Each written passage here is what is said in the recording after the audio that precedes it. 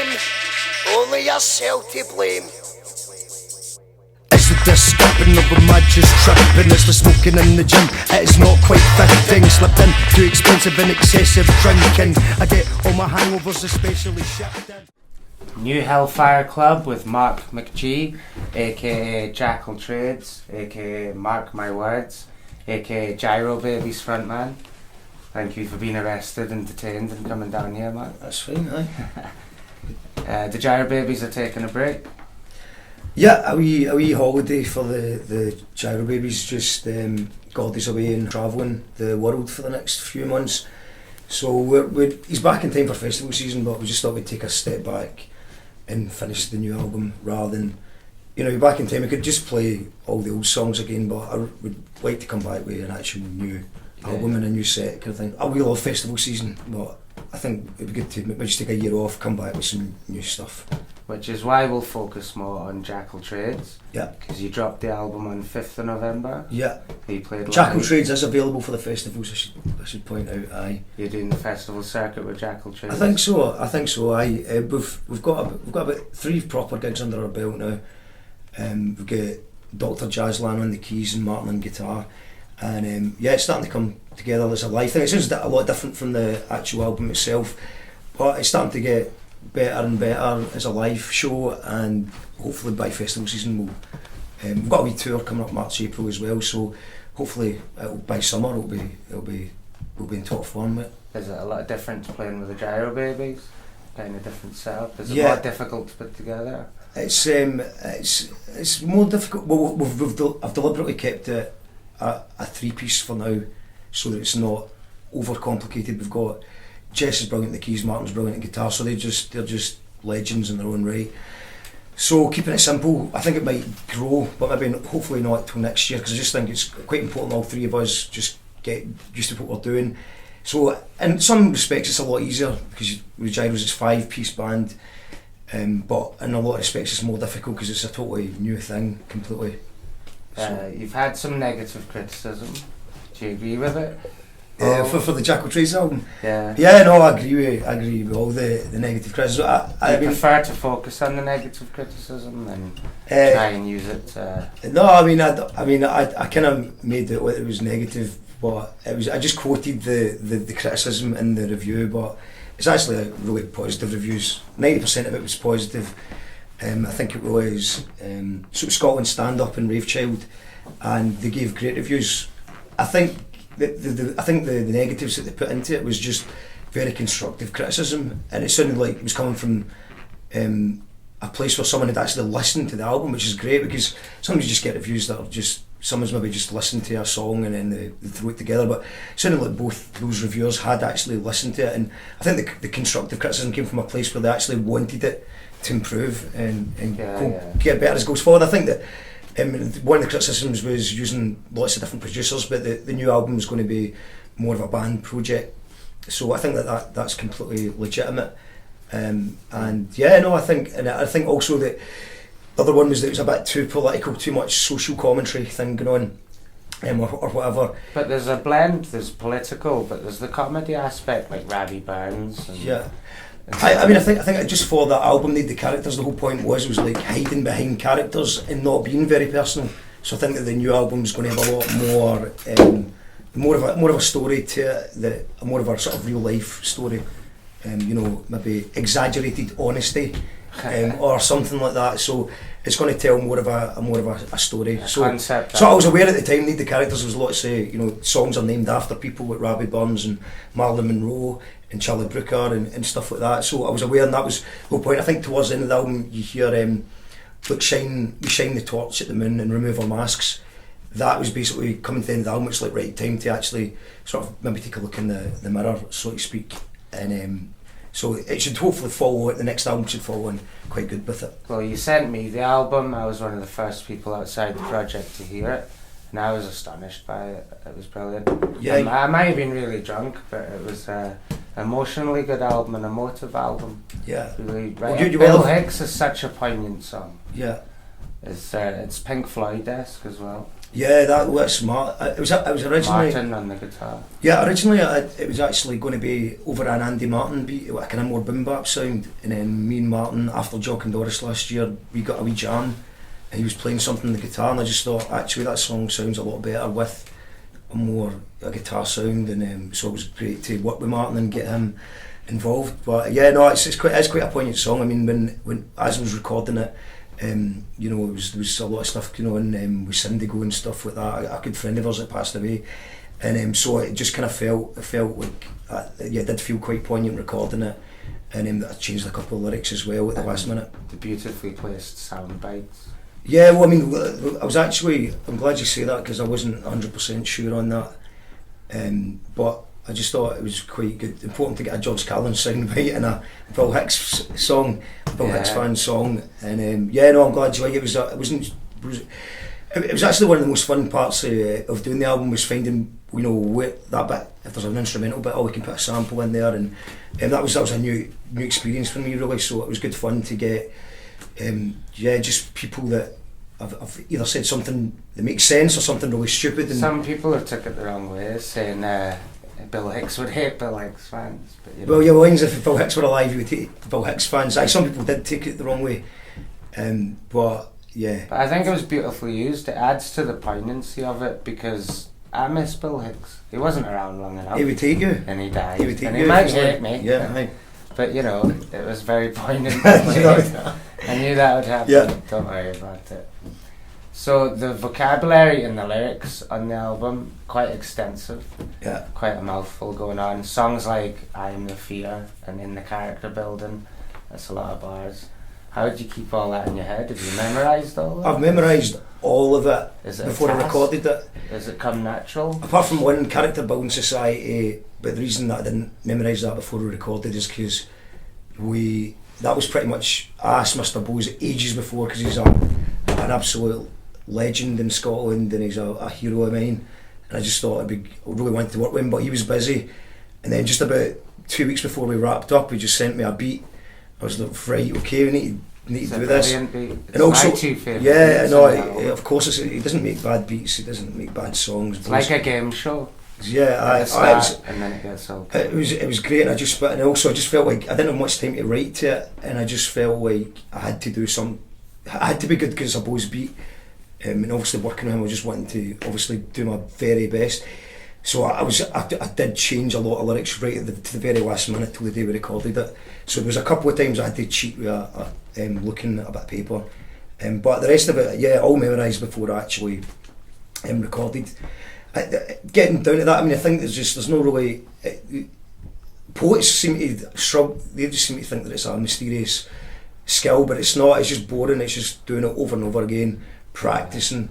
And for me, I mean, what I usually do is just spoken word. Actually helped with that. It's because I don't like reading from a sheet of paper. I don't feel comfortable with it, and my handwriting's terrible.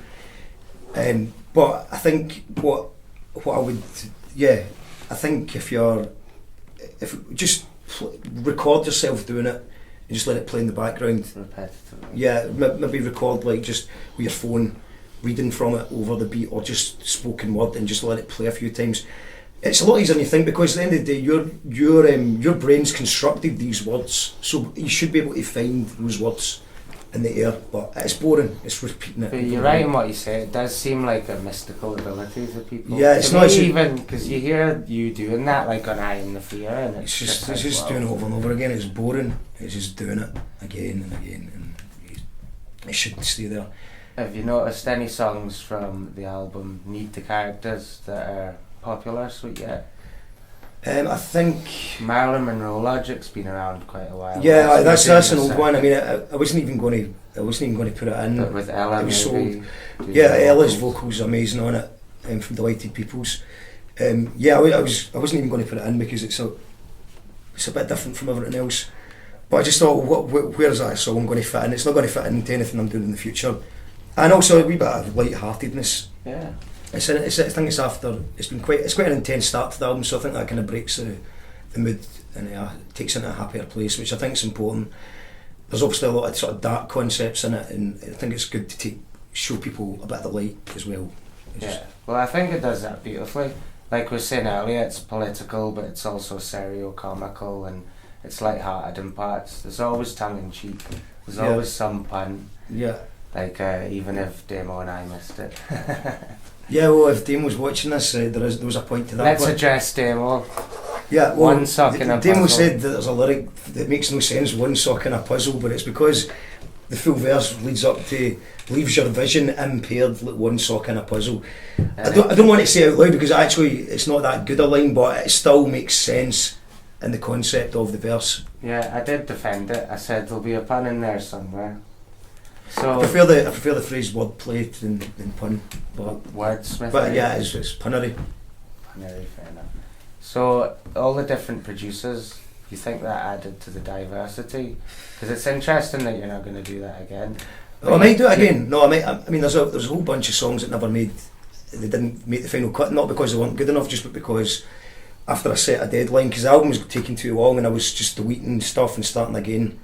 I thought, no, it needs to come out. It needs to come out. And I set a deadline. David Blair was putting on the Jamie and Shuney gig, and I was like, right, November the 5th, it's got to be finished by then. And by putting the deadline on it, it meant that it is now finished. There's a whole load of other songs with some great producers that I didn't quite finish the writing to it, or I hadn't practiced it enough to record it well. So I think potentially there might be a follow-up to the characters that's sort of similar, just getting producers together with really good beats of people that I admire. But for this one, the one that I'm working on just now is just going to be a totally different concept, and it's going to be good to give Dr. Jazzland, Jess a chance to shine, and Martin a chance to sort of, because it's better if they're actually playing stuff live that they've actually created. And for the most part, Jess has been having to replicate stuff, which he's very good at doing. But yeah, no, I like the process, and just having a variety of people. I mean, I think it's I think it flows reasonably well. I mean, one of the criticisms is that it maybe it's a wee bit too varied, but I like a bit of variety. Yeah. I think it starts with dubstep, then it goes through all these industrial sounds, then you've got kind of pop coming in with Marilyn Monroe. Jack the Lad's got a very lovely guitar. That's the song we've not mentioned, Jack the Lad, featuring Tickle, Kieran Mack, Joe Dark of the Twistettes. Yeah, that's yeah, no, that was a great song to watch. Is that just a made up story, or is it kind of okay? There's elements of truth in it, but obviously there's a bit of exaggerated honesty in it.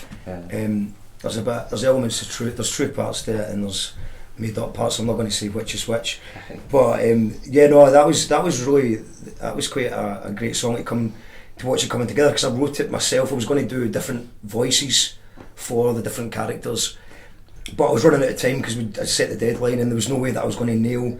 I can get away with different accents and different voices, but there's no way that I could have done it justice with that little time. So Kieran Mack, who's one of the best up and coming. In fact, he's not even up and coming anymore. He's established himself as one of the best. He used to play on a stool in Kilburn just a couple of years ago to a handful of people, and now he really is up and coming. Yeah, he's got. I've heard he's got a forthcoming album. I've heard it. He sent me it. It's sounding brilliant. So look out for that. But yeah, Kieran Mack's amazing, and he had said to me that he was wanting to write a song with me for Jackal Trades, and Tickle, who's involved in Il Papa Giraffe. He's a very underrated album. Check it out, Il Papa Giraffe. And I thought he'd be quite good as the teacher role. So I just sent him the tune as it was. So it was a rough demo, including me doing the Joe Dark singing parts. So it's probably blackmail worthy because I was singing the female. That would be funny to hear. Yeah, I'll maybe. She does it beautifully. Absolutely marries her voice to that song. She absolutely nails it. And it's good to see that she has that vocal range, because the Twistettes. Yeah, a lot of people don't realise that Joe has actually got full-on albums worth of trip hop electronic music there. Yeah. And she's a techno DJ, and she's used to singing. But yeah, her voice sounds totally different over an electronic beat, but she can nail it. She's from that kind of background. And I just so Tickle and Kieran, they rewrote certain bits of it and made it fit with their flow better, and that it was quite cool just seeing things like certain words just been changed because it's come from a new perspective. That just makes it sound so much better. Yeah. And they just nailed it. And it was that was a genuine joy to watch it build and turn into. It was a so I was getting like standout one verse at a time, hearing it all. So I was like, when it finally all came together, it's good. And I can see genuinely, and DJ Sonny on the beat, who's a legend from Perfect Practice, DJ and producer. So it's all about 4 of my favourite acts are all on it. So by the time it comes to my verse, I can honestly be unbiased and say, you know, that I do. I can enjoy the before it gets to my bit.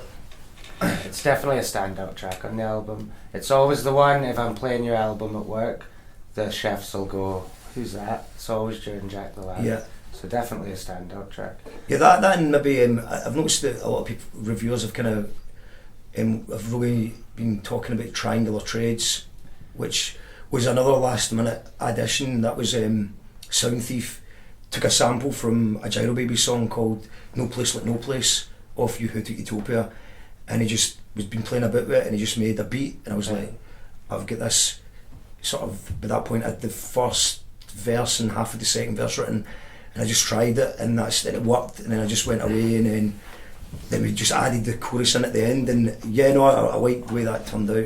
Well, it's I've not quite nailed that live though. I'm a wee bit too aggressive when I'm doing it live. It seems I maybe just need to calm down a wee bit. I think it's testament to the album that it appeals to a wide range of people, and it has, like, because so many people have so many favourite tracks from it that I've noticed, that I've played it to, and it's always the track I don't expect them to pick out that they do, and the ones I think they are, they don't. And so that demonstrates this wide appeal. Well, that's because you've got about 6 or 7 different producers on there that are all on top of their game. Every single person that's involved in it is phenomenal. These are some of the best beat makers, not just in Scotland but in the world. And you know, I was lucky enough to be able to just choose from a selection of what they offered and stuff.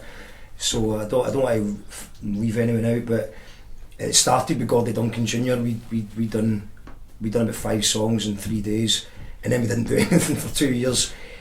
So Gordie, if it wasn't for Gordie when it started, and then Yoko Pono, they done Hills Have No Eyes, and Callum from Bomb Scare, and I just liked the way that sounded. I thought it was quite a good opener because it's not hip hop as such. It's dubstep. Yeah.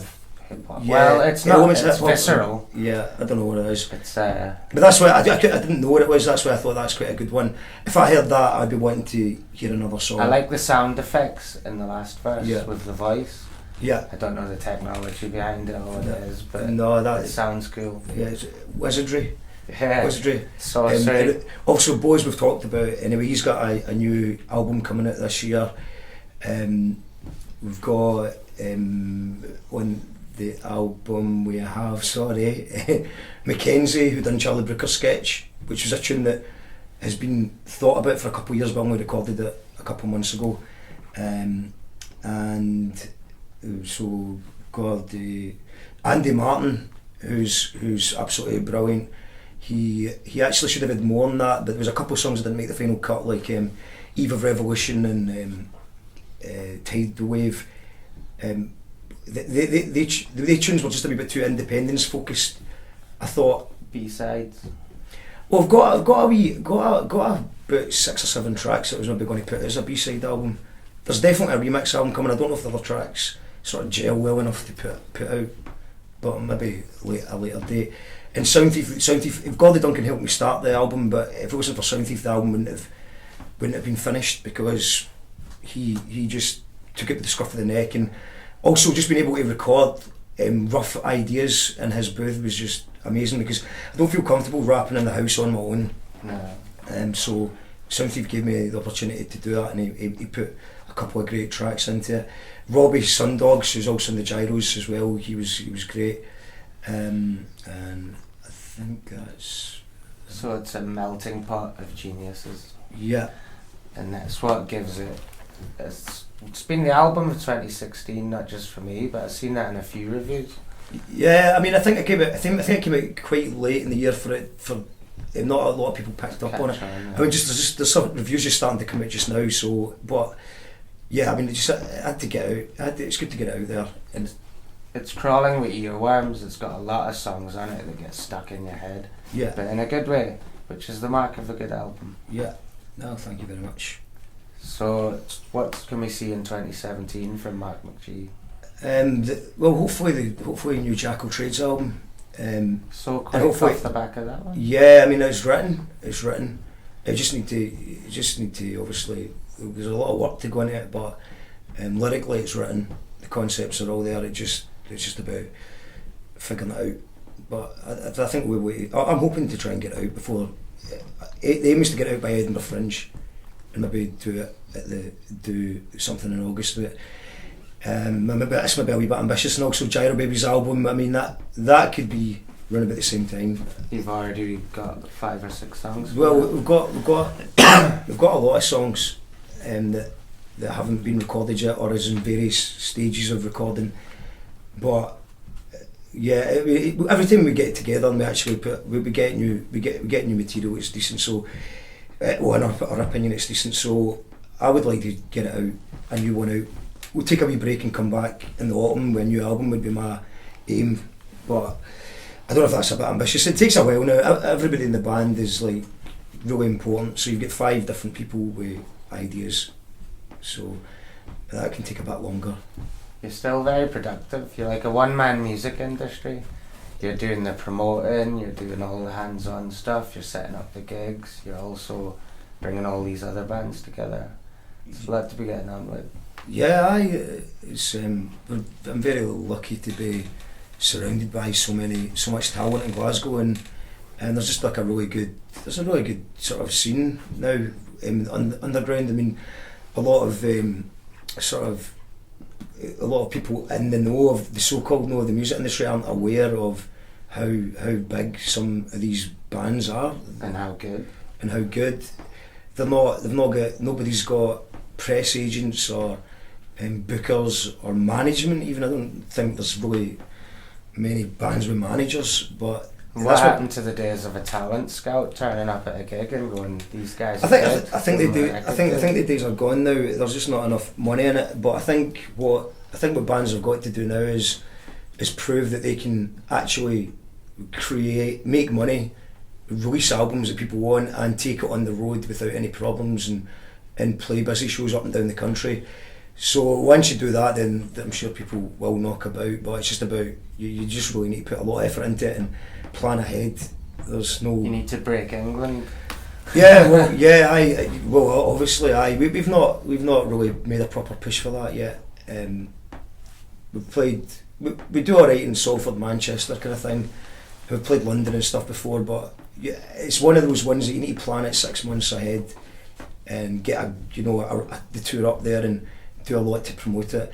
We nearly tried to do it with the Who Took Utopia and tried to take it on the road, but it's hard work, because I mean everybody in the band's got they've got other things, they've got jobs, they've got other projects, and it's hard to get everybody together to go for it.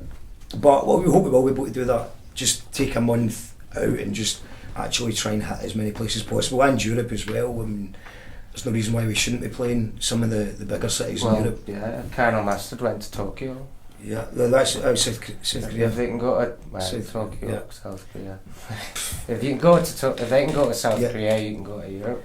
Yeah, I would say so. We'll all head over there. If they can if Colin Mustard can go to South Korea, we can go to the moon. The moon. Anything's possible. Girobabies live on the moon. Yeah, that's what we can expect in 2025, maybe. Yeah, 25, aye. You never know.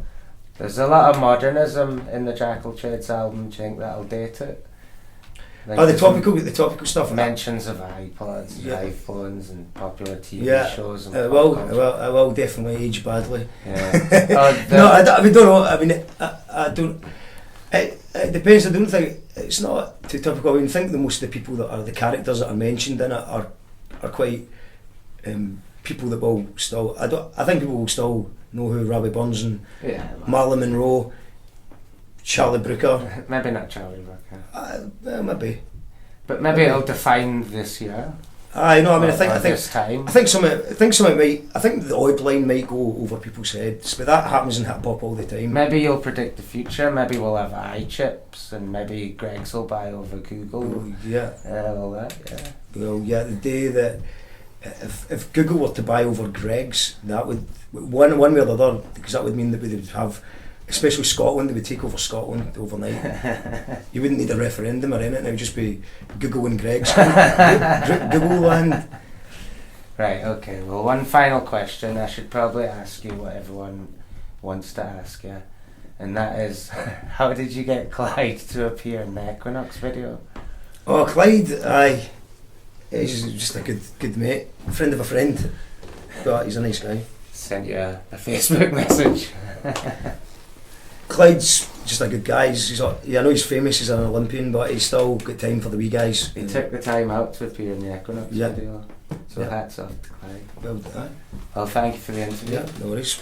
Thanks for having us. And you're going on tour? Yeah, we've got quite a lot of gigs. We're going to be going to Dundee, Manchester, Newcastle, Edinburgh, and just a few other places.